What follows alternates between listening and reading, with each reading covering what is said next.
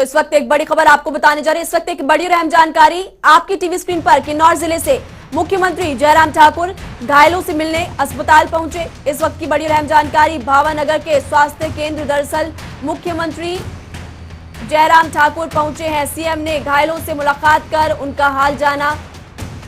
इसके अलावा ये भी आपको बता दें कि घटनास्थल पर भी मुख्यमंत्री जयराम ठाकुर पहुंचे थे। फिलहाल एक्सक्लूसिव तस्वीरें आपकी टीवी स्क्रीन पर आप देख सकते हैं। मुख्यमंत्री जयराम ठाकुर खुद अस्पताल पहुंचे। भावानगर के स्वास्थ्य केंद्र पर मुख्यमंत्री जयराम ठाकुर पहुंचे हैं। सीएम ने घायलों से मुलाकात की, उनका हाल जाना, बातचीत उनसे की, ढांढस उनको बधाया। मुख्यमंत्री जयराम ठाकुर के साथ आप देख सकते हैं उद्योग मंत्री बिक्रम सिंह ठाकुर भी मौजूद है। तो यहां पर घायलों से मुलाकात उनकी तरफ से की गई और घायलों का हाल उनकी तरफ से जाना गया है। ढांढस यहां पर घायलों को बंधाया गया मुख्यमंत्री जयराम ठाकुर की तरफ से। ये भी आपको जानकारी दे दें कि उनके साथ उद्योग मंत्री बिक्रम सिंह ठाकुर भी मौजूद है। तस्वीरें एक्सक्लूसिव। सबसे पहले आपको जनता टीवी इस पूरे हादसे की पल पल की अपडेट हम आपको दे रहे हैं। एक्सक्लूसिव तस्वीरें किन्नौर से। मुख्यमंत्री जयराम ठाकुर दरअसल किन्नौर दौरे पर है और ऐसे में घटनास्थल पर भी मुख्यमंत्री जयराम ठाकुर पहुंचे थे। मुख्यमंत्री जयराम ठाकुर की तरफ से मुआवजे का ऐलान भी घायलों के लिए भी किया गया। मृतकों के परिजनों के लिए भी मुआवजे का ऐलान किया गया है। तो 16 दिन बाद, जी हां, 16 दिन बाद किन्नौर जिले में फिर मौत का पहाड़ टूटा। इस मौत के पहाड़ ने कई जिंदगियां तबाह कर दी है। बुधवार सुबह करीब 11:56 पर भावानगर से 10 किलोमीटर दूर नेशनल हाईवे 5 पर निगुलसरी के पास यात्रियों से भरी एचआरटीसी बस, ट्रक, 2 कारों और अखबार की गाड़ी पर चट्टानें गिर गई, जिसमें कि 14 लोगों की मौत हो चुकी है। 40 से ज्यादा लोग अभी भी लापता है, जबकि 13 से ज्यादा घायलों को मलबे से निकाल लिया गया है। आपको जानकारी ये दे दें कि इससे पहले भी 25 जुलाई 2021 को ही किन्नौर जिले के बटसेरी में सांगला छितकुल मार्ग पर पहाड़ी से गिरी चट्टानें और इसके कारण 9 लोगों की मौत भी इस मौके पर हुई थी। उस दौरान हादसे में टेम्पो ट्रैवलर में सवार 9 पर्यटकों की मौत हो गई थी। हादसा इतना भयानक था कि वाहन चट्टानों के साथ साथ 600 मीटर नीचे बसपा नदी के किनारे दूसरी सड़क पर जा गिरा था। और एक बार फिर से ऐसी तस्वीरें सामने आई। लगभग 24 घंटे हो चुके हैं और कई लोग अभी भी लापता है। 4 तस्वीरें आपकी टीवी स्क्रीन पर। किन्नौर में किस तरह से आफत के बरसात हुई है। पहली तस्वीर में आप देख सकते हैं कि किस तरह से भूस्खलन हुआ, पहाड़ों से चट्टान गिरी और मलबे में कई जिंदगियां दब गई। मुख्यमंत्री जयराम ठाकुर खुद पूरे हालात का जायजा लेने के लिए किन्नौर पहुंचे। किन्नौर जिले में निगुलसरी का मुख्यमंत्री जयराम ठाकुर ने हवाई निरीक्षण किया। सीएम जयराम ठाकुर का हेलीकॉप्टर एसजेवीएनएल के झाकड़े स्थित हेलीपैड पर उतरा। इसके बाद वो सड़क मार्ग से घटनास्थल के लिए रवाना हुए। मुख्यमंत्री जयराम ठाकुर ने कहा कि केंद्र सरकार के सहयोग से निगुलसरी में मलबे में दबे लोगों को सुरक्षित निकालने के लिए एनडीआरएफ, आईटीबीपी, जिला प्रशासन की टीम अथक प्रयास कर रही है। कई लोगों को सुरक्षित निकालने में हमें सफलता भी मिल चुकी है, लेकिन अमूल्य जिंदगियों को हम नहीं बचा सके, जिसका कि हमें अत्यंत दुख भी है। मुख्यमंत्री जयराम ठाकुर की तरफ से ये भी कहा गया। आपको ये भी जानकारी दे दें कि एनडीआरएफ के जवान लाउड स्पीकर के जरिए लोगों को आगाह भी कर रहे हैं कि घटनास्थल की ओर ना जाए, क्योंकि अभी भी पहाड़ी से लगातार पत्थर गिर रहे हैं।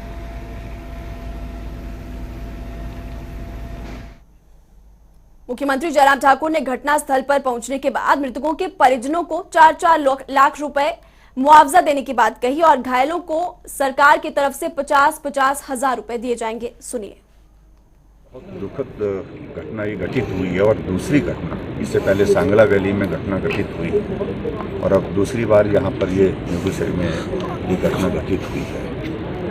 पहले भी 9 लोगों की उसमें मृत्यु हुई थी उस एक्सीडेंट में, उस घटना में, और अब की बार ये आंकड़ा और भी ज़्यादा बढ़ गया। अभी तक जो जानकारी जो मिली है उस जानकारी के मुताबिक 14 लोगों की मृत्यु हुई है, 13 लोगों को घायल हुई है। जहाँ तक सरकार की ओर से जो बात करने की है, क्योंकि घटनाएं आइसोलेटेड हो रही है, ये कहाँ ऐसा जिसकी कल्पना नहीं की जा सकती है। बरसात के मौसम में आमतौर पर घटनाएं घटित होती थी, लेकिन ये बिल्कुल बरसात का बारिश ना होने के बावजूद भी ये घटना घटित हुई है और यहाँ पर भी इस प्रकार से ये घटना घटित हुई है। और मुझे इस बात को लेकर के खेद है। और हमारी एनडीआरएफ की टीम और उसके बाद आईटीबीपी की टीम ने बहुत अच्छा काम किया है। आईटीबीपी के जवानों ने बिल्कुल तुरंत जो है अपनी कार्रवाई जितनी जल्दी की जा सकती थी। कठिनाई जरूर आई उसमें, क्योंकि जिस पॉइंट पर एंटर करना था रेस्क्यू के लिए, वहाँ ऊपर से पत्थर आने के कारण लगातार पत्थर चल रहे थे, उस कारण से कठिनाई आई, मुश्किल आई और बहुत जोखिम भरा यह ऑपरेशन था, रेस्क्यू ऑपरेशन।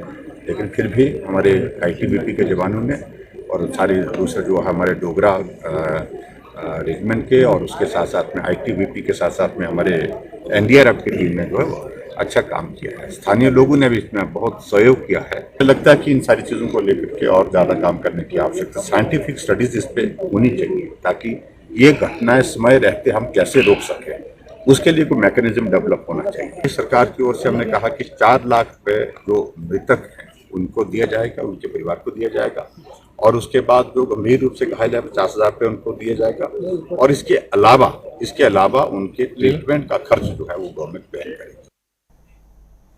तो चलिए अब आपको ग्राफिक्स के जरिए बताते हैं विस्तार से कि कब क्या हुआ, कैसे यह हादसा हुआ। घटनाक्रम दोपहर करीब 12:30 बजे हादसा हुआ था। नेशनल हाईवे निगुलसरी हाईवे पर चट्टानें गिरी थी। ये भी आपको जानकारी फिलहाल दे दें कि मलबे में एचआरटीसी की बस दब गई थी और कई कारें भी इस मौके पर दबी थी। दोपहर 2 बजे रेस्क्यू ऑपरेशन शुरू किया गया था। आईटीबीपी और एनडीआरएफ की टीमों ने भी रेस्क्यू ऑपरेशन इस मौके पर शुरू किया और ये रेस्क्यू ऑपरेशन अभी भी फिलहाल जारी है। इस खबर पर हमारे साथ ज्यादा जानकारी के लिए सुरेंद्र सिंह हमारे संवाददाता फिलहाल ज्यादा जानकारी के लिए जुड़े हुए हैं। सुरेंद्र, सबसे पहले आपसे जानना चाहेंगे क्योंकि पत्थर गिरने के कारण बचाव कार्य जो है वो रोका गया था, क्या अब वो दोबारा से शुरू हो चुका है?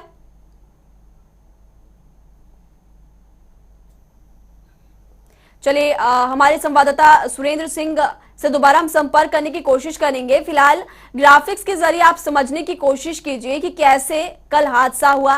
ग्राफिक्स के जरिए आपको ये समझा रहे हैं कि कल तकरीबन 12:30 पर यह हादसा हुआ था, जिसके कारण मलबे में दबने के वजह से बस जो है वो गहरी खाई में जा गिरी और कई कारें भी इस पूरे हादसे में मलबे में दबी हुई थी। और इस पूरे हादसे को लेकर अब तक 14 लोगों की मौत हो चुकी है। 13 से ज्यादा लोग रेस्क्यू किए जा चुके हैं। रेस्क्यू ऑपरेशन फिलहाल जारी है और अभी भी कई लोगों के गायब होने की आशंका यहाँ पर जताई गई। कई लोगों को ढूंढने की कोशिश जो है यहाँ पर एनडीआरएफ आईटीबीपी की टीम कर रही है। ताजा अपडेट्स ये है कि मुख्यमंत्री जयराम ठाकुर खुद घटनास्थल पर पहुंचे थे और इस मौके पर एनडीआरएफ आईटीबीपी के जवानों के साथ भी उन्होंने बातचीत की। तेजी से रेस्क्यू ऑपरेशन चलाने की उनकी तरफ से आदेश यहां पर दिए गए। इसके बाद आपको यह भी बता दें कि मुख्यमंत्री जयराम ठाकुर अस्पताल भी पहुंचे, घायलों से उन्होंने बातचीत की, घायलों को ढांढस उनकी तरफ से बंधाया गया। मुख्यमंत्री जयराम ठाकुर ने मुआवजे का भी यहां पर ऐलान किया। फिलहाल 4 तस्वीरें आप देखिए, पहाड़ों से चट्टानें गिरी, किस तरह से पत्थरों की बारिश हुई, पहली तस्वीर में आप देख सकते हैं। दूसरी तस्वीर, मलबे में कई जिंदगियां दब गई, जिसके कारण 14 लोगों की फिलहाल मौत हो चुकी है।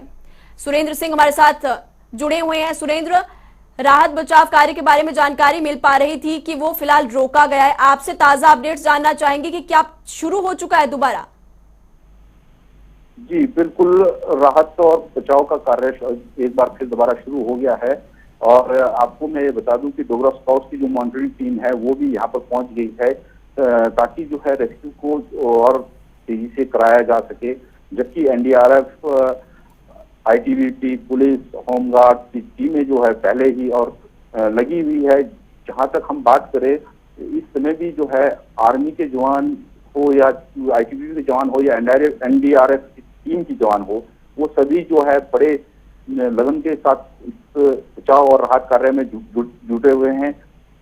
और अभी तक जो ताजा आंकड़े हैं वो अभी तक सिर्फ 14 शव जो है बरामद किए गए हैं, जिसमें इस हादसे में 14 लोगों की मौत हो चुकी है और 11 लोग घायल हुए हैं।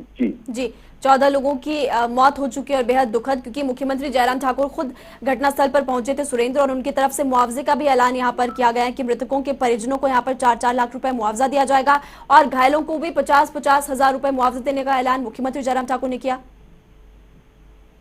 बिल्कुल जी महिमा, मैं आपको बताना चाहूंगा कि प्रदेश मुख्यमंत्री द्वारा जब यहाँ पर घटनास्थल पर पहुंचे तो उन्होंने मीडिया से रूबरू होते हुए ये बात कही कि जो भी इस हादसे में मौत का जिनकी मौत हुई है उनके परिजनों को जो है 4-4 लाख रुपए दिया जाएगा और वहीं जो घायल हुए हैं उन्हें जो है 50,000 रुपए फौरी राहत दी जाएगी और साथ ही साथ उसमें जो घायल हुए लोग हैं उनके उपचार का भी पूरा प्रदेश सरकार सहयोग करेगी।